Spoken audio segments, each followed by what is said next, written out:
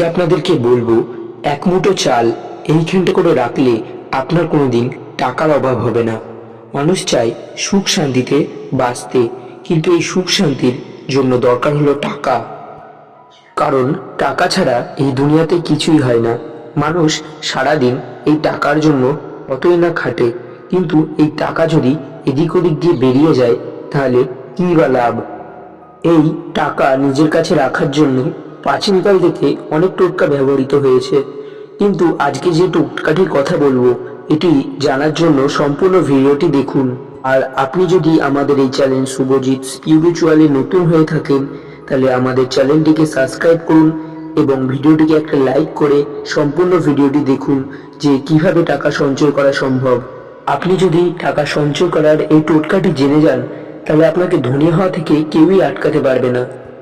আপনার মনে প্রশ্ন আসতে পারে, আমাদের কেনই টাকার আর্থিক ভাব দেখা দেয়?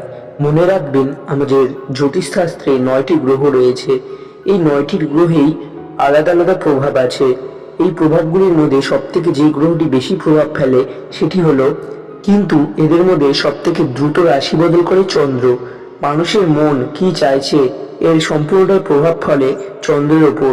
চন্দ্রের নেতিবাচক প্রভাবের ফলে অনেক কিছু ভালো লাগে না, কাজে মন বসে না, এর জন্যই আমাদের কাছে টাকা আসতে পারে না।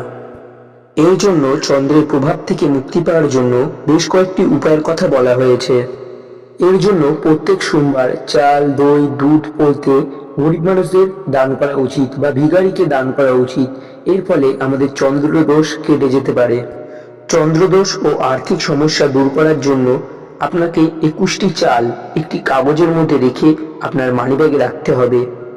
এর ফলে আপনার বাড়তি খরচ কমবে এবং আপনি অর্থ চোখে দেখতে পারবেন। আর্থিক ও ধনের দেবী হলো লক্ষ্মী।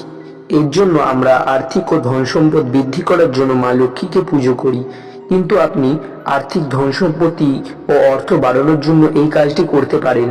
আপনার ঠাকুর ঘরে মা লক্ষ্মীর ফটো বা মূর্তির পাশে একটি ঘড়ায় চাল ভর্তি করে রেখে দিন।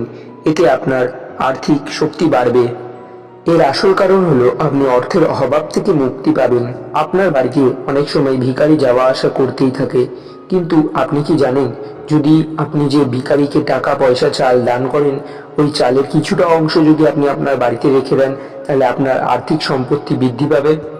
এর জন্যই কোনো ভিখারিকে আপনি যখন চাল দান করবেন, চাল দান করার পর সেই ভিখারিটিকে বলুন যে কিছু অংশ তার চালের থেকে আপনাকে দিয়ে দিতে। এর ফলে আপনার আর্থিক সম্পত্তি বৃদ্ধি পাবে। এই টোটকাগুলি আপনি প্রয়োগ করুন, তাহলেই আপনার অর্থের অভাব দূর হবে। এবং ভিডিওটি কেমন লাগলো অবশ্যই কমেন্টে জানাবেন। আবার দেখা হচ্ছে পরের ভিডিওতে। আপনারা ভালো থাকুন। জয় শ্রীকৃষ্ণ।